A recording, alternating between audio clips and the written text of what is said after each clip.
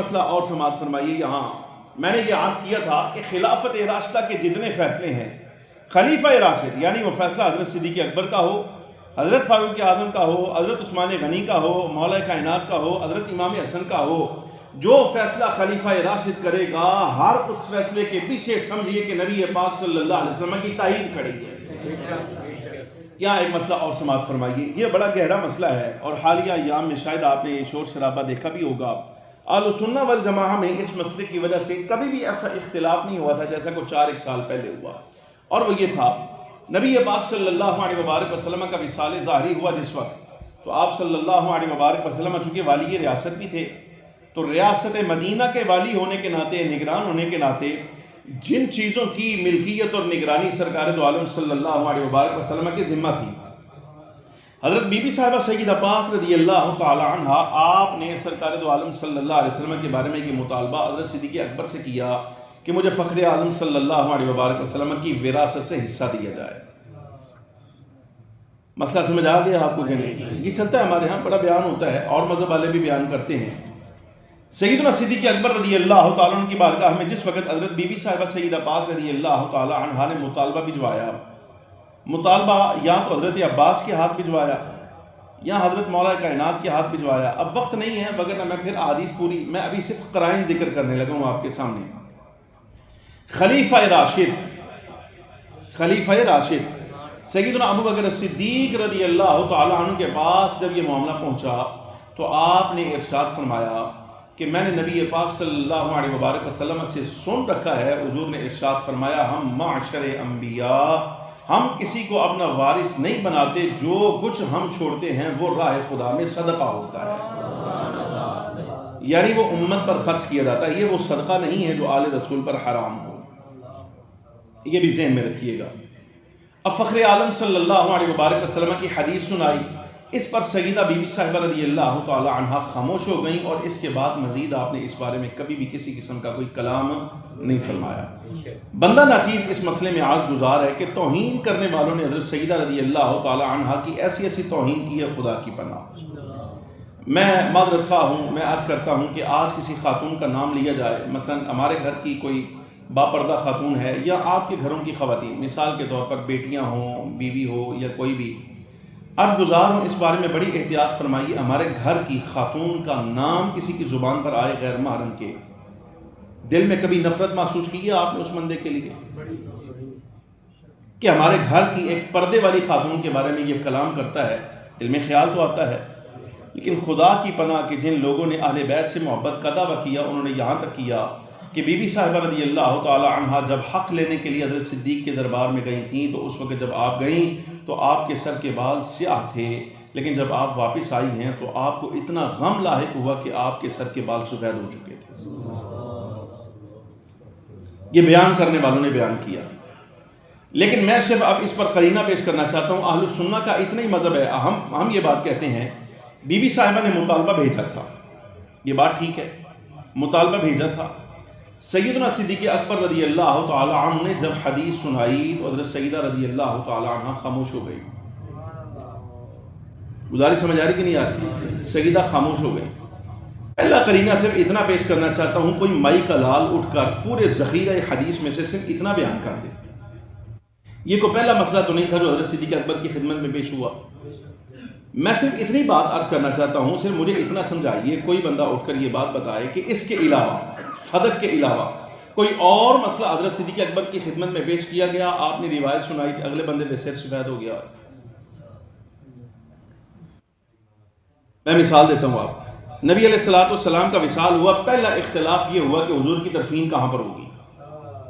بعضوں نے کہا کہ سرکار کی دفن بیت اللہ الحرام کے اندر ہونی چاہیے، بعضوں نے کہا جنت معلا شریف مکہ مکرمہ میں ہونی چاہیے، اس لیے کہ سرکار کا شہر مبارک وہ ہے اور نبی پاک صلی اللہ علیہ وبارک وسلم کا مولد شریف وہی ہے، سرکار پر وہی بھی وہی نازل ہوئی ہے، قبلہ مسلمین بھی وہی ہے، دفن وہاں پر ہونی چاہیے. بعضوں نے کہا بیت المقدس میں ہونی چاہیے. اختلاف ہو گیا. حضرت صدیق اکبر رضی اللہ تعالیٰ تک جب یہ بات پہنچی تو آپ نے فرمایا میں نے سرکار دو عالم صلی اللہ علیہ وسلم سے سنا تھا ہم انبیاء کرام علیہم السلام کا جہاں وصال ہوتا ہے ہماری تدفین بھی وہیں ہوتی ہے.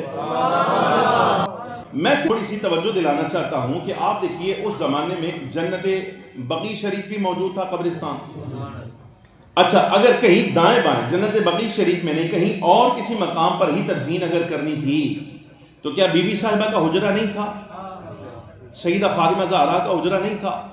وہاں ہو جاتی، سیدہ حفصہ کے حجرے میں ہو جاتی، یا بھئی مولا کائنات رضی اللہ تعالی عنہ کی کوئی اور زمین تھی وہاں ہو جاتی، یا جہاں کہیں بھی ہوتی ہو جاتی۔ لیکن صرف اتنا توجہ دلانا چاہتا ہوں کہ سرکار کی تدفین اس مقام پر ہوئی جہاں حدیث سنا کر حضرت صدیق اکبر نے نشاندہی کی۔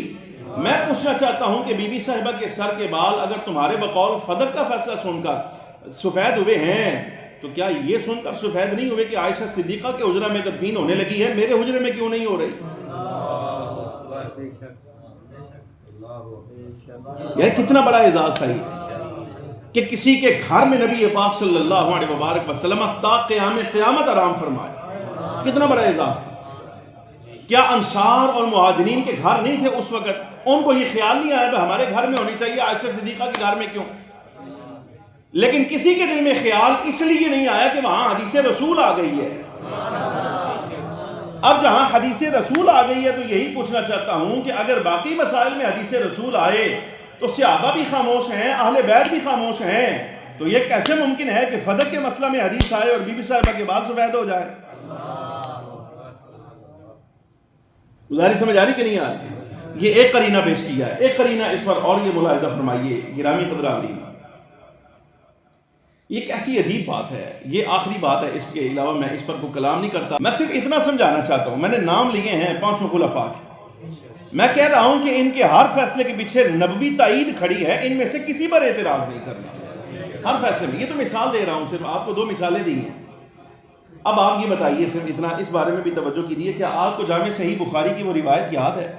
بی بی صاحبہ سیدہ پاک رضی اللہ تعالی عنہ خود فرماتی ہیں میں حضور کے پاس آئی، جب سرکار کے پاس بیٹھی ہوئی تھی تو پہلی بات حضور نے کی تو رو پڑی۔ حدیث یاد ہے؟ سمجھیے گا۔ جب دوسری مرتبہ حضور نے کو بات سنائی تو آپ مسکرا پڑی، یہ بخاری کی روایت ہے، اور روایت میں یہ نشاندہی ہے سیدہ عائشہ صدیقہ نے جب پوچھا تو حضرت بی بی صاحبہ نے فرمایا پہلی بات میں حضور نے فرمایا کہ میرا وصال قریب آ گیا ہے، اور دوسری بات میں حضور نے یہ ارشاد فرمایا کہ اے فاطمہ میرے اہل بیت میں سے جو مجھ سے سب سے پہلے آ ملے گا وہ تم ہو، میرے اہل بیت میں سے سب سے پہلے تم مجھ سے حامل ہوگی۔ میں صرف اتنا پوچھنا چاہتا ہوں، جس بندے کو یہ خبر مل جائے کہ ان قریب میرا وصال ہونے والا ہے، وہ دنیاوی مال کے پیچھے جاتا ہے؟ یہ قرینہ ہے کہ بی بی صاحبہ کو جب یہ خبر مل گئی کہ میرا وصال قریب ہے، نمبر 1، اور وہ بھی سرکار نے دی ہے، اور دوسرا یہ کہ حضور یہ فرمائیں کہ میرے ساتھ وصال تمہارا قریب ہے، مجھ سے آ ملو گی، تو یہ مجھ سے آ ملو گی، اس سے پیچھے بھی کوئی اعزاز رہ جاتا ہے جس کی تلاش میں حضرت بی بی صاحبہ رضی اللہ تعالیٰ عنہ جاتی۔ حیا نہیں آئی تمہیں یہ بات کرنے لگے کہ مال دنیا کے لیے سیدہ بی بی صاحبہ رضی اللہ تعالیٰ عنہ چلی گئی؟ عرض یہ کر رہا تھا، ابھی میں نے روایات پوری بیان نہیں کی، میں نے صرف اشارے آپ کے سامنے عرض کیے ہیں۔ سیدنا صدیق اکبر رضی اللہ تعالیٰ عنہ کا فیصلہ مبنی بر حق ہے، اور بندہ ناچیز تاریخی جملہ آپ کے سامنے عرض کر رہا ہے، یہ ہمیشہ یاد رکھیے گا، میں حدیث کا طالب علم ہوں، تفسیر کا طالب علم ہوں، میں عقیدے کی کتاب کا طالب علم ہوں۔ گرامی قدر عظیم، مجھے 14 صدیوں میں کوئی ایک سید ایسا نہیں ملا جس نے حضرت صدیق اکبر کے فیصلے پر انکار کیا، ایک سید نہیں ملا۔ سید ہو اور حضرت صدیق کے اس فیصلے پر یا کسی اور فیصلے پر انکار کر جائے، اللہ کی قسم مجھے نہیں ملا، بلکہ جن کے سید ہونے میں شک ہی کوئی نہیں، انہوں نے یہ جملہ کہا۔ حضرت امام زین العابدین رضی اللہ تعالیٰ عنہ کا شہزادہ، امام محمد الباقر رضی اللہ تعالیٰ عنہ کا بھائی حضرت امام زید شہید، انہوں نے یہ جملہ فرمایا۔ سنن کبریٰ امام بیہقی رحمۃ اللہ علیہ اس جملے کو لائے، فرماتے ہیں حضرت امام زید شہید، امام زین العابدین کے بیٹے، انہوں نے فرمایا اللہ کی قسم اگر فدق کا معاملہ میری عدالت میں پیش کیا جاتا اور مجھے پابند کیا جاتا میں فیصلہ کروں تو باخدا میں وہی فیصلہ کرتا جو حضرت صدیق اکبر رضی اللہ تعالی عنہ نے کرتا۔ سارے سادات راضی، سب اہل بیت راضی، مولا کائنات راضی، بی بی صاحبہ راضی، حضرات حسنین کریمین راضی، ان کی ساری اولاد راضی، آج تک کے سارے سادات ہر سید احتراماً حضرت صدیق کے نام پر سر جھکائے، زبان بند رکھے۔ گرامی قدر عظیم، کو بندہ ایسے ہی دائیں بائیں سے اٹھ کر کو مراسی قسم کا اٹھ کر یہ کہہ دے بی بی صاحبہ تو دربار میں گئیں تو بال سفید ہو گئے، میں اتنا پوچھنا چاہتا ہوں جو بات آپ سے میں کر رہا تھا وہ یہ کہ بتائیے کہ آپ کے اور ہمارے گھر کی خاتون کا کوئی نام لے تو ہمیں حیا آتی ہے اور دل کرتا ہے کہ اس پر بندہ کوئی جرت کرے، لیکن یہ کیسی عجیب بات ہے اور کیسا ادب ہے کہ آج بی بی صاحبہ رضی اللہ تعالی عنہ کا نام اور اہل بیت کا ازواج مطہرات کے نام لوگ ایسے عامیانہ لینے شروع کر دیں۔ حیا نہیں آتی، ہماری زبان اس قابل ہے کہ ان پاک بیویوں کے نام اپنی زبانوں سے دہرائیں؟ گرامی حضرات، خلاصہ کلام صرف میری پوری گفتگو کا اتنا ہے، اتنا ہی عرض کرنا تھا کہ اہل السنہ والجماعہ کے نزدیک سرکار دو عالم نبی محتشم صلی اللہ علیہ وسلم کے وصال ظاہری کے بعد سمجھیے کہ احکام کے تعین کا کل اثاثہ حضرات خلفائے راشدین مہدیین ہیں۔ جو فیصلے خلفائے راشدین مہدیین نے کر دیے ہیں وہ حتمی ہیں اور وہی ثواب ہیں۔ سیدنا صدیق اکبر رضی اللہ تعالیٰ عنہ کا فیصلہ ثواب در ثواب در ثواب ہے، اور حضرت سیدنا مولا کائنات کو سیدہ بی بی صاحبہ رضی اللہ تعالیٰ عنہ کو اس بارے میں کسی قسم کا کوئی کلام نہیں تھا۔ اگر کوئی اعتراض اٹھا کر کسی کتاب سے لے آتا ہے تو اس اعتراض کی جانچ پڑتال کی جائے کہ اس کی حقیقت کہاں تک ہے۔ قرائن میں نے آپ کے سامنے عرض کر دیے ہیں، لہذا اہل سنہ کے جو اصول ہیں اس پر پابند رہیے۔ اللہ رب العالمین جل وعلا عمل کی توفیق عطا فرمائے۔ آخر دعوانا ان الحمد للہ رب العالمین۔